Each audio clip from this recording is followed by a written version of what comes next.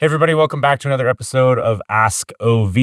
We've got Brigham back on the podcast to go through listener questions as well as just catch up on what's been going on around the office. So we do have a pile of questions that we can work through today. We do try to keep these to about 30 minutes so they can be shorter, more impactful, and just gives you guys a direct access line to really the two guys on the team that are making and I don't know if should say using the product the most, but more or less that's part of our roles here. So happy to answer those. If you have questions, be sure to write them in. In fact, if you have questions during this podcast, all you have to do is email support@outdoorvitals.com or go onto our website, kind of open up that chat and ask to submit a question. You should be able to get a question over to us and we can answer them.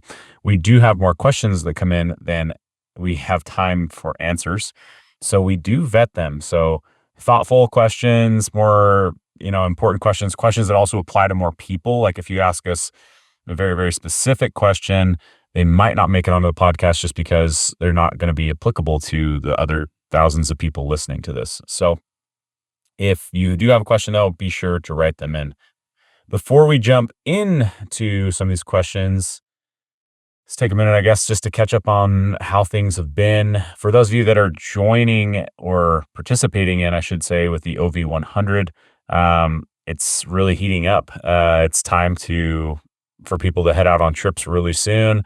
We've seen people kind of doing some of their trips, doing a lot of training, doing shakeout hikes, and it's been fun to see. I know just in this last week, I kind of realized just how close our 100-miler is on the Colorado Trail, and I'm trying to really ramp up some mileage the next couple of weeks, which is going to be hard because we got 4th of July next week. We got some time out of the office and just other things going on. So this week I've been putting in a lot more miles, but a lot more miles is relative to I probably put in 3 miles last week or something really low. So but been logging that, and we have one new guy on the team that wants to. He's not new, but new to the 100-mile challenge that's going to be doing that. So he went out and did his shakeout trip and did about 44 miles in 2 days. And you met up with him and hiked with him. How did that go? What's your predictions on how that went? Oh, it was fine. I think he'll be just fine. He didn't show any signs of having a hard time with the mileage. I don't even know what the mileage was. I just parked and hiked up to a pass where he was going to come over and met up with him. And then I just said, we just followed the route that he had. Yeah. So our hike this year is going to be 135 miles, which is longer than we've done on previous company 100-milers by a pretty significant margin, 30% farther. So we've added another day to our itinerary, but how are you feeling about just what's to come in a couple weeks for you and your fitness or your preparations? Feel fine about it. To me, it's an additional day of hiking. I think our daily mileage has to be a little bit longer than normal or than the last couple times, but yeah, I think it'll be fine. I feel fine about it. I feel like you're the most consistent and steady with training. You have the least amount of ebbs and flows around the office. I'm feeling it a little bit this year just because I haven't signed up for as many or for an ultra or anything like that. And so it gets slightly deprioritized at times to be logging quite as many miles. As I look around some of the other guys in the office, it kind of seems, I think something's happening where when we first started doing these hundreds, we were all a lot more nervous about them. And so we trained more, we prepared more, and it was really top of mind through the whole office. And then you do one and then you do another and you get a few under your belt and you learn more. We learn how to fuel better and we learn how to pack better and all those things. But I think there's an element of I've done it before and not needing to quite train to the same level.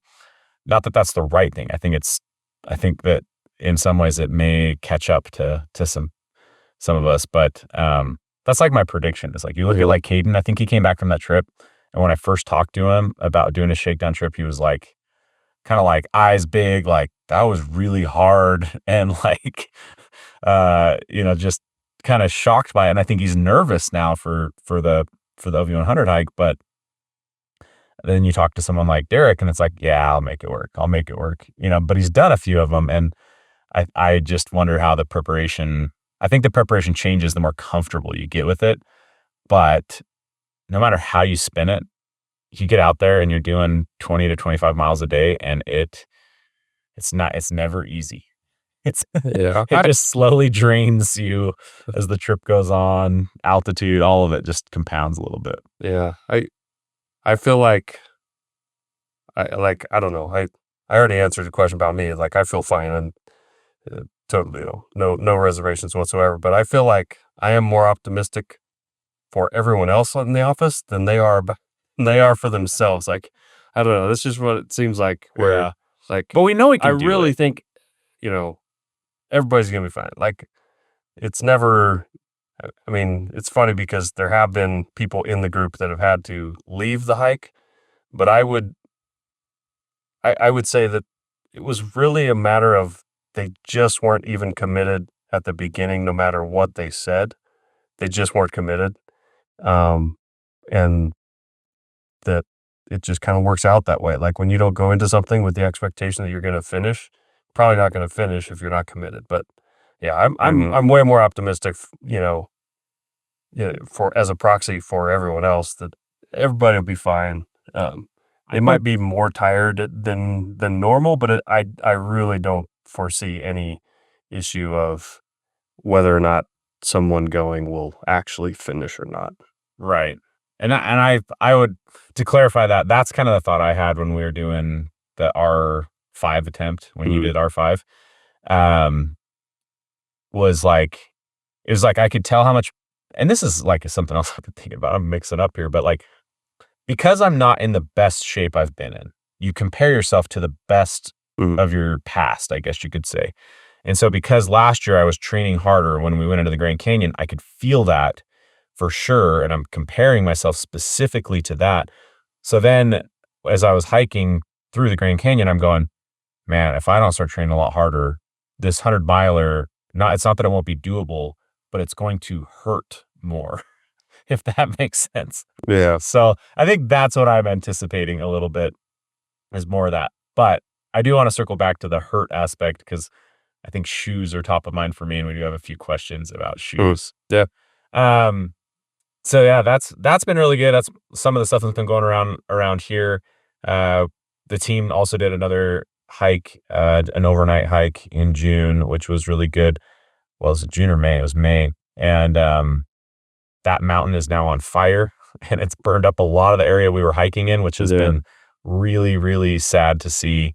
I mean, it's just decimated some very beautiful, very gorgeous country. And actually, in the place I ran my 100 miler in last year, also burned that course to the ground. So southern Utah has been on fire, and it's been really sad to see. I mean, the amount of time it takes to regrow those old forests is just so long. And yeah, you don't even know if you'll really ever see it be back to normal in your lifetime. Yeah, so it's pretty weird to think about that. It's like maybe my kids or maybe my grandkids will see it like something similar to what we saw a month ago, before the fires. But it's kind of a sad thing to think about, just like a landscape completely changing. I mean, there's a natural process to things, but there was perfect conditions. It was like if you walked outside in southern Utah, it was like you were getting blown with a blow dryer, like hot, dry air, just anyways. And it lit the whole place on fire for sure. But other than that, we had our Founders Day sale. It was awesome. Appreciate all you guys that shopped on that. It was really impressive. We've had a lot of momentum going this year for OV, and excited about that.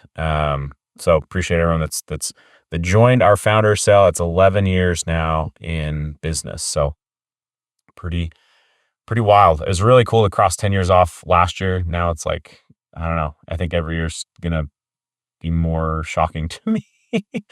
I don't know. Like I think on day one, you never think it's going to go that far, but it's been really cool to see. And we've got a lot of awesome plans to come and just excited for the next 11 years. So, okay, well, let's jump into some listener questions. The real reason you guys are here.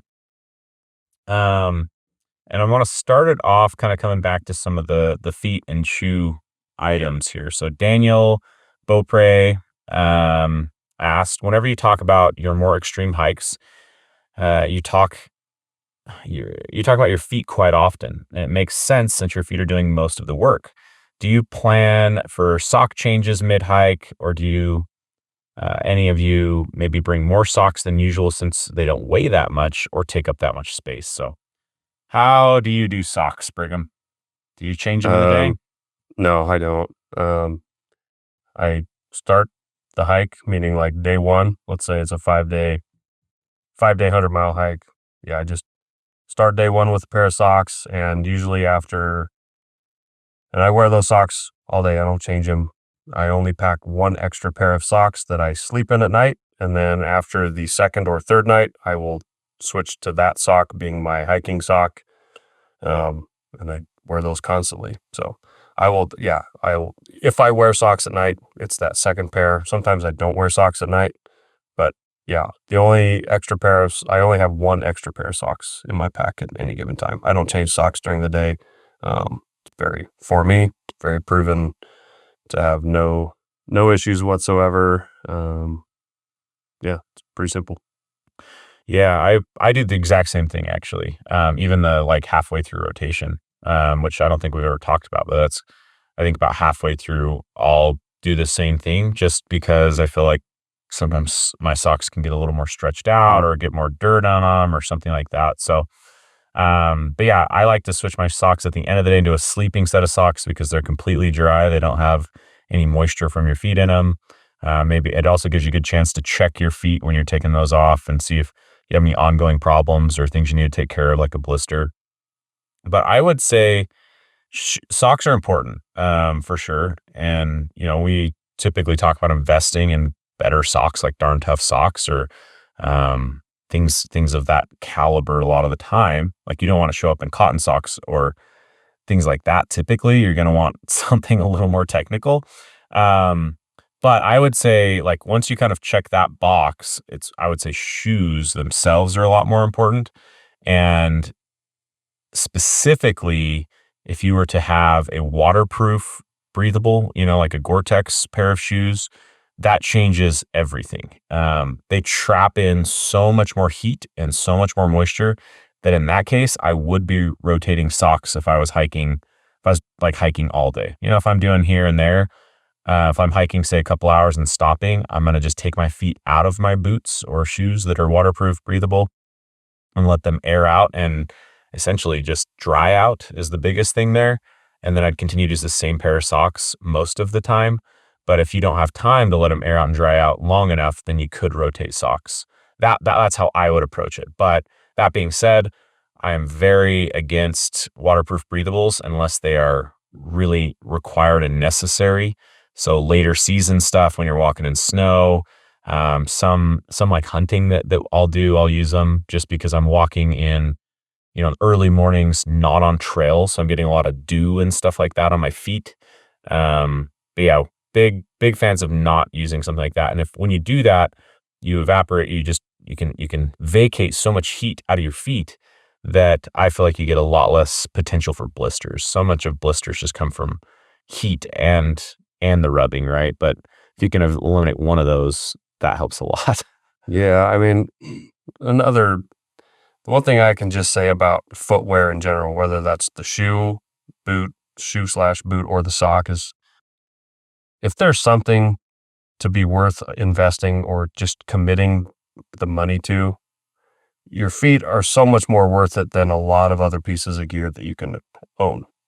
Like the guy said, those are your tires. That is what is propelling you. So don't just get, one person or one, if you hear a recommendation that you hear from everyone, like that, yeah, it's probably very well vetted, but vet it for yourself. Like take that, spend the money, get that sock and try it. If it works well for you, great. If it doesn't, don't feel so committed to that $39 pair. that you're not willing to try something else because that something else might just work better for you. Same thing with shoes. Shoes are expensive. And if you want to not have foot problems, it might mean that you spend a chunk of money on shoes that don't work out for you. But I'd much rather do that than spend, money on something that is not going to affect how well or how effectively I move down a trail.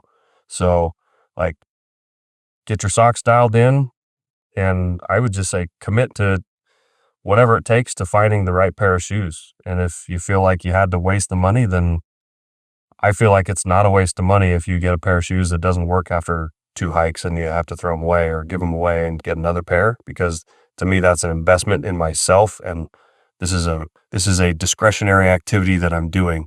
It's not like there's some requirement to just get one pair of shoes and suffer whatever consequences the shoes issue me, you know what I mean? So you bring up a lot of good points there. And to like further your analogy, right? Like if you have this car and you've got tires, like a lot of people are going to spend money on making the car faster, but using like stock tires, right? And that's not really going to translate into, say, more speed or more performance.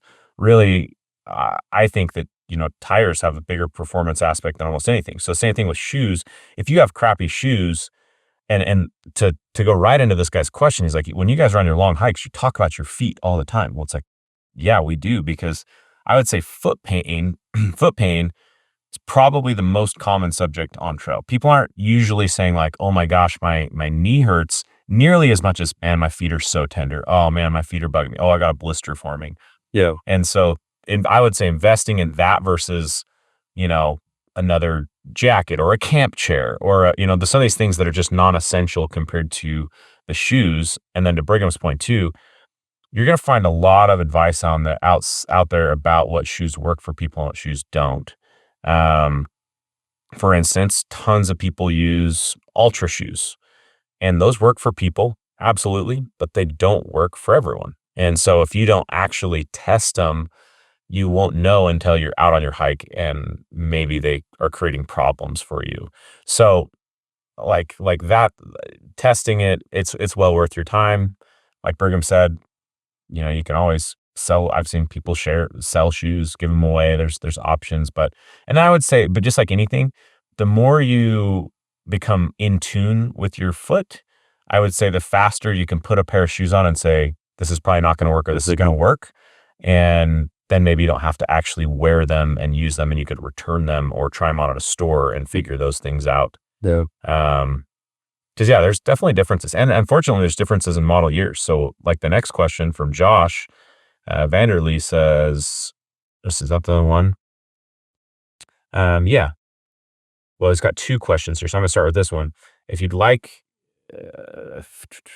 basically saying that you guys have hiked and talked about the Hocus Speedgoats in the past, and he's wondering what our current experiences with the Hocus Speedgoats, because even model year after model year, there's been some changes. I feel like everyone in the office that had the Hocus Speedgoat 4s loved them. Then it jumped to the 5s, and a few guys said, I no longer love the Speedgoats. I think you were one of them. I stopped using them after I got the 5s. I mean, I put over 100 miles on them, so it's not like I didn't give them a fair shake. But yeah, I was done with them after that. They just didn't work well for me. So yeah, I was able to continue to use the 5s. I bought the 6s, and I've put a little less than 100 miles on them, and I'm not totally sold on them. They're probably going to be the ones that I end up taking on the 100-mile challenge hike, and they'll be adequate, but they do change model year to model year. And so being aware of that is also something to note. And yeah, I mean, like, again, I would say though, for me, I'm a little bit different.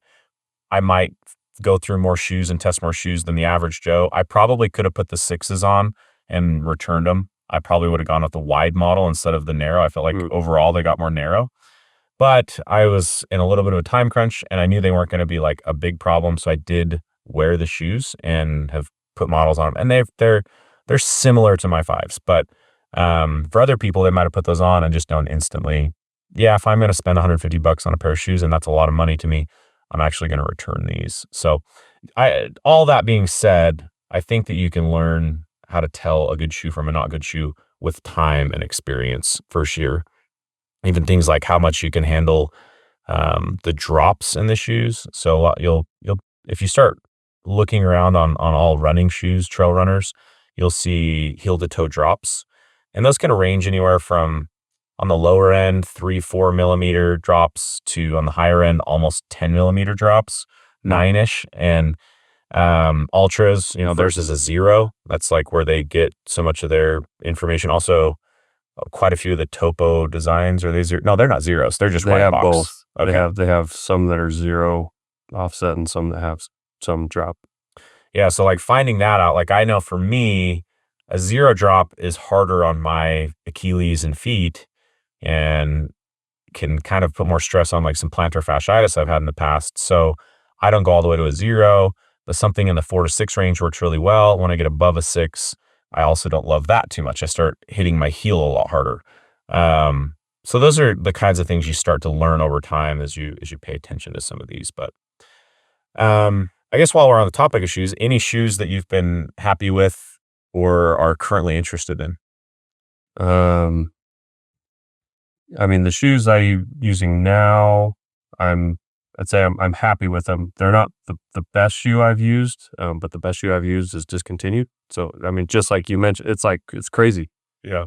Something Shoes have to rotate their models it'll be every year. running for like 2 years, and that model is gone. And like you said, the next model, totally different.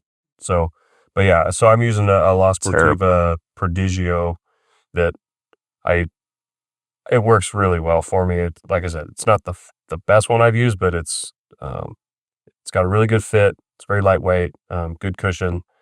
One thing I thought of it when you were talking about like Gore-Tex or waterproof is the trade-off there is, for the most part, you're going to get dirtier feet. So, doing some foot maintenance every day at the end of the, like I said, I'll sometimes sleep barefoot or change into socks, but I'm wiping dirt off my feet every night because dirt comes in those shoes, the breathable shoes, and I feel like it's I'm okay with that trade off for the breathability and the comfort day after day. But yeah, those La Sportivas are good. And then yeah, it was a pair of Sauconys that I have. I wear Ultras day to day. And I have another pair that I'll do some, I'd say, milder hikes in, but anything really long distance, I've been using the La Sportivas. So it is interesting. I've also been able to wear Ultras for like daily wear and really enjoy them, but I can't, whenever I try to run in them or hike in them, it doesn't work for me. So I don't know. I find that interesting. I don't know why. That's just something. I've been interested in more of the Topo Designs shoes. So I've tested a few of their, I've tested their mid boot and I tried on a pair the other day. That'll probably be the next pair of shoes I buy, is something from Topo Designs. I think they've got some pretty interesting models. What do you look for? Or okay, let's start with this. When you put on a shoe, what makes you know that it's not going to work for you? If it doesn't feel precise. I have like, I don't know if I've just got really sensitive nerves, but I mean, it's like anywhere. It's like if it's a hat, a shirt, or a pair of pants, or socks, or shoes, like my nerves like send alarms. Like if they don't feel like my foot's being hugged, or just like I'm putting on a form-fitting glove, like it sends these red flag alarms to my head. And so you don't want a big sloppy, any slop to it. I don't want any slop. I don't have a wide foot. I don't have a narrow foot. I'd say pretty middle of the road foot volume. But yeah, I look for that as soon as I put it in, that feeling of a precise fit, without being like restrictive. And then general things like I think I like not an extremely high amount of cushion, but a higher amount of cushion, something above 30 millimeters in the heel and above probably 26 or 27 millimeters in the forefoot. I like to be with a drop like 6 millimeters or less. So the shoes I've liked the most have been either a 4 or 5 or 6 millimeter drop from the heel. I generally prefer them to be I'm not necessarily looking for the lightest shoe possible, but I do take that into consideration. Something that's got like a bunch of stitching and pieces and parts to it, I try to avoid, just for like durability. I don't want seams blown out on a hike, but I do look for good traction. But I can tell pretty quickly as soon as I put my foot in, if I'm optimistic about a shoe. Yeah. I think those are all solid points for sure. What it actually made me think of too is how much you can adjust a shoe a decent amount depending on the shoe. That's why I don't necessarily love like the Solomon pole ones or like a BOA system. But because with lacing, you can also do a decent amount. And I was just checking on my phone to remember the name of this video, but in actually it's like a second video we've produced. So it'll be either the second or third one back on my YouTube channel. One of the points in there from the watch this before hiking the Grand Canyon was about doing a heel lock with your shoe. I run a heel lock all the time with my Hocus, and that really just helps you. What I feel like it helps me do is it helps me when I'm going downhill. I don't want to have my shoe overly tight. When I overly tight my shoe, it really bothers the top of my foot. And so I don't run it that tight. But then when I'm going downhill with a heel lock, it does keep my foot farther back in my shoe instead of jamming up and jamming my toes, which is where you see a lot of people where they get those massive blisters on their toes. It's usually from their foot sliding all the way to the end of their shoe. So you can also investigate lacing techniques such as a heel lock. You can go look at that in that video, and that may do more for you than you think. You may be blaming a shoe, and switching up your lacing may significantly help you as well. So, okay, I'm going to back up just a little bit because one of the other questions that we got was, what do you think about bamboo socks and bamboo fabrics in general? Well, I mean, to be 100% honest, I've never worn or tried a pair of bamboo socks. Bamboo fabric in general, it has a really good hand feel. It's, if I like the idea of a bamboo like day-to-day t-shirt like you're wearing, it's soft. But it's kind of unique and kind of like a novelty. I just don't see much utility in it. Bamboo, so that would, that's a natural material. It's absorbent, kind of like cotton, so it's not something that's going to dry quickly. So it's not something I'm interested in using, in the mountains or for any kind of physical activity.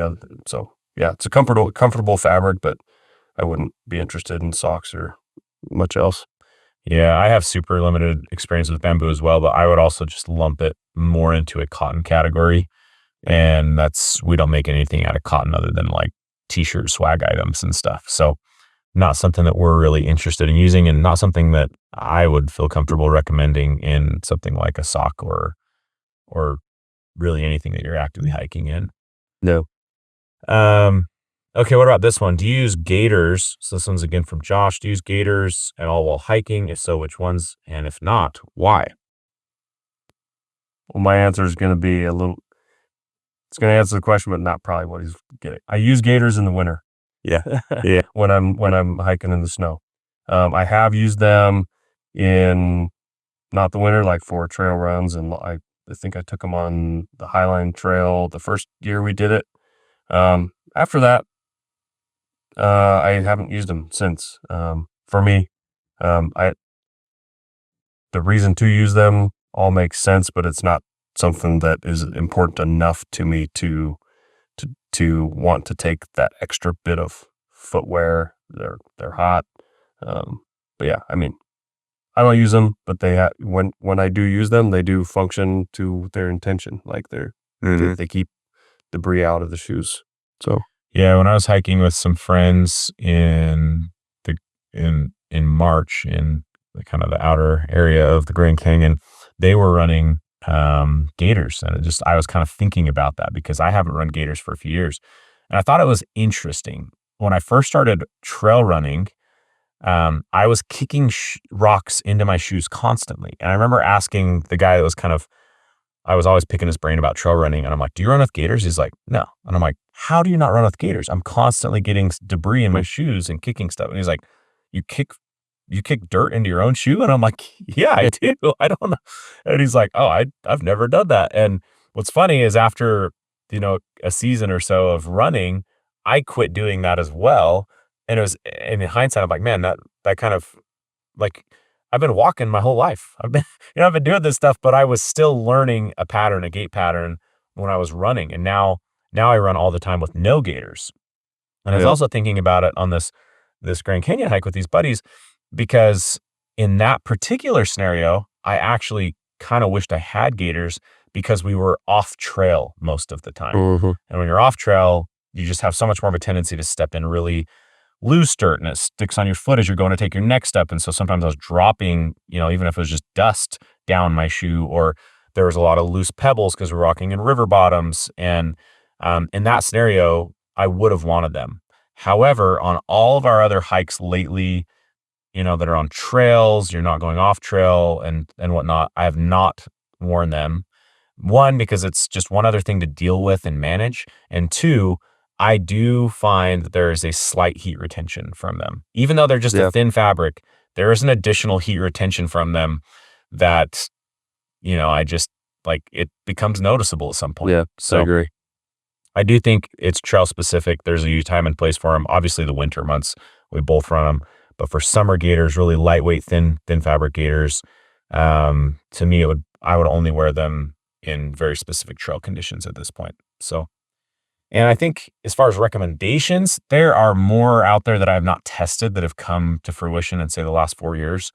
But I think the last pair I ran were some that we made ourselves, and also some Ultimate Direction ones. The Ultimate Direction ones were pretty good, but I've seen some from other people, like I think Dirty Girl Gators or something like that have been very popularly talked about. And there's some other ones out there, but I would just be looking for a extremely minimalist, thin fabric one, because if you're using them in the summer, your main goal is just keeping dirt and rocks from getting in while also not retaining heat. So good question though, because we've definitely done both of those. I've started with them and slowly worked my way away from them. So another clothing question here. I think this one's again from Daniel. How important is it to have dedicated sleepwear? And does dedicated sleepwear provide comfort or functionality for keeping your sleep system clean?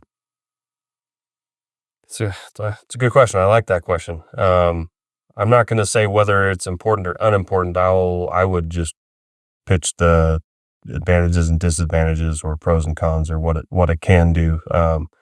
I'd say probably more than 50% of hikes or trips, I have a dedicated sleeping set, like a dedicated set of sleeping clothes. And it's not like for one reason in isolation. It's just kind of like a combination of things. Yes, to me, it does provide comfort. It also keeps my sleep system cleaner. And then it also keeps the clothes that I'm going to be hiking in, which are funky, like it keeps them out of my sleep system. So it keeps dirt, grime, oil, and stink out of my sleep system.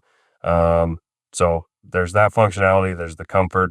There is a bit of there have been times where it's been not necessarily a safety thing, but more of a potential safety thing where we've, like Highline Trail, we were wet and we had some really cold conditions, and being able to get out of soaking wet shorts and I would say a thoroughly damp, thin shirt, and directly into a really lightweight pair of leggings and just another really lightweight long sleeve hoodie, it like is an immediate boost in body temperature or warmth, just feeling warmth, and like stopping the shivering.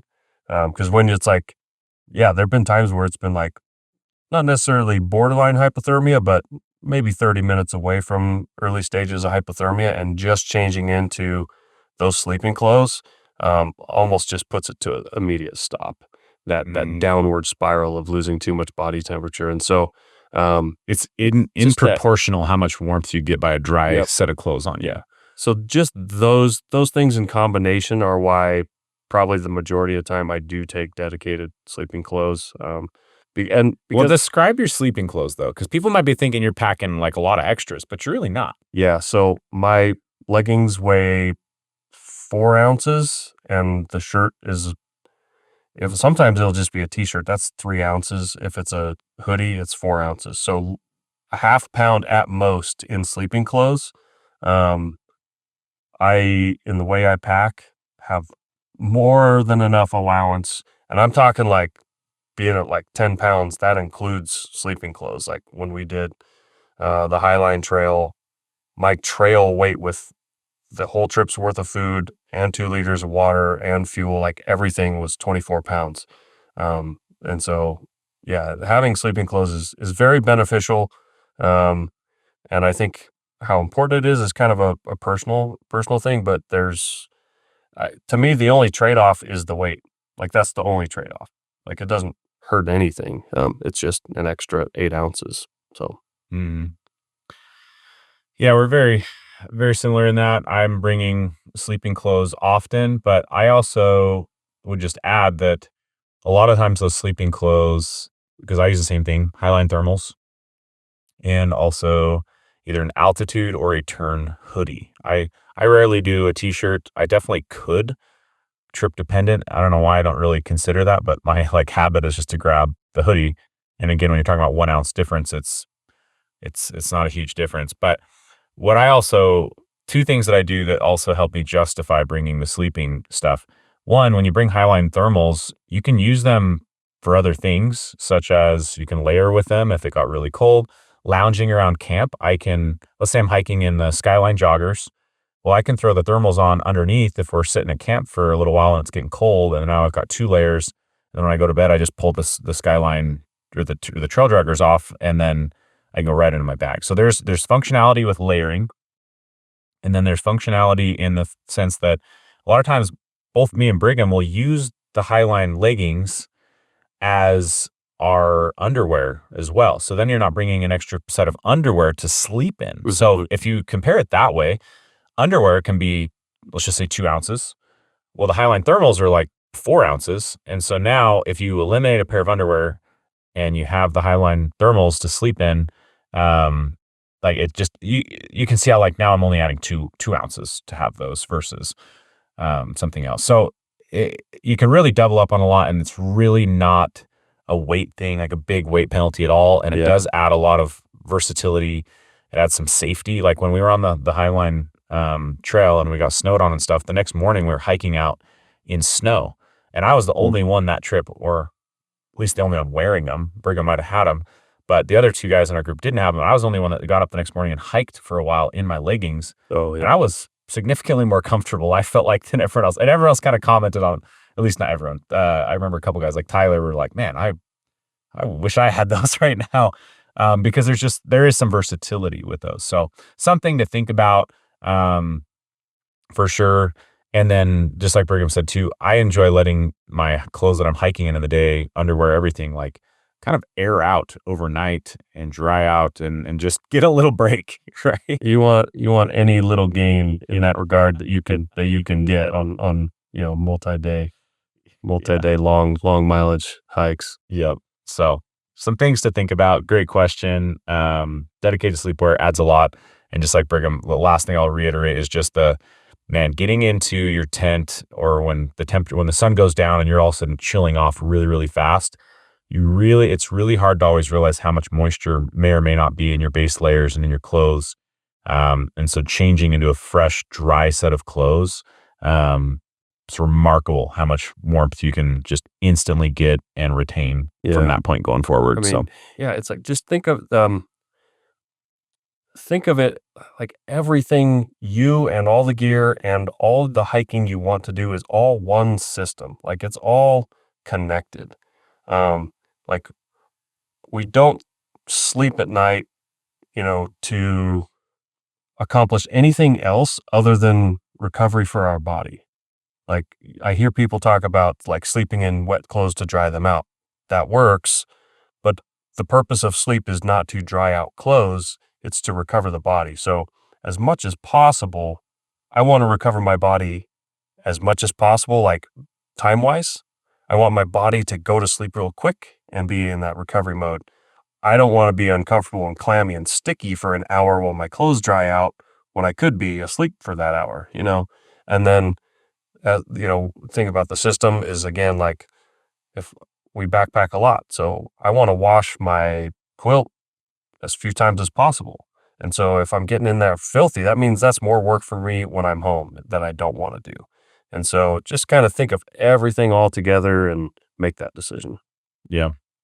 Yeah, hanging your clothes in your tent can help dry them for sure. But what I've ended up doing, if I do feel like I have something that I would like to dry out overnight, like actively, it's worth it. I've kind of moved towards less wearing it to bed and more so just putting it in my bag with me next to me. So it's not necessarily like the cold clamminess isn't against my skin, but it's in the bag where it's getting heat and can evacuate that moisture. But there have been times when I've slept in wet clothes on purpose. But if you sleep in wet clothes, I guess my experience is, like, if I went to bed and I was in like fully wet clothes and I'm thinking, I really want these dry for tomorrow, I really need them dry for tomorrow, I'm just going to do this. I would say it's almost like you took your sleeping bag or your quilt and you take 10 to 15 degrees off of the temperature comfort rating and until everything is dried out, which can take hours and hours and maybe most of the night. So the only time I'll really consider that is if I know my sleeping bag is overly rated for the conditions that night. Otherwise, you'll be wet and cold all night and like, because you're definitely going to be like, it's going to be like sleeping in a sauna. Like the humidity and stuff gets really hot and humid in those bags when you're trying to do that type of an activity. But it also just knocks some serious temperature off of the bag, especially in the beginning, and it slowly gets better throughout the night. But it's a process. And so you would, just like Brigham mentioned, you would lose sleep per se and comfort in sleep if you don't have a bag that's like a few degrees above and beyond what you need it to be. Yeah. Okay. Well, this was a great episode. This is a good one. I'm not going to add more to this. We have more questions here. We'll come back to them. We had some questions about, tariffs and restocking some products and just some things like that. But let's save that. We've got some great things coming as well in the next month. You're going to see us talk more and more about some releases in Q3. We're going to have some releases that are going to be really exciting. We'll talk about, and some of these things will pair really well, perhaps with some of those. But yeah, be on the lookout. There's a few items on the website that are definitely stocking out. If you're watching this podcast, you're more in our tribe of people. So I would just say, shop now before there's more stock outs. We have a ton of product en route to us and on the way. But I don't know, maybe that's top of mind because I was looking at a few things today about some of the stock outs, and hopefully they're temperamental. That's not the right, temporary. And part of that is just due that we've had a great year. We've had a great year for OV. It's been, we've seen growth. We've seen a lot of good positive things. And so anytime we do that, it's going to stress inventory levels. But also, we've been transitioning to some new product, phasing out some old product on, say, backpacks. You're going to see backpacks especially, that's kind of the case. And then we are just continuing to ramp up more inventory in general and try to warehouse more inventory in general as we look ahead. So you'll see all that. Maybe one tip, I guess, to throw out there is the altitude hoodies. They are going fast. We ran some promotions on those, and we've since had to just shut everything down, and they're still selling like hotcakes. We will have some big stock outs on those. So this is your pre-warning for anything related to altitude hoodies. But everything else we'll talk about in the future, and we'll be talking about some product launches,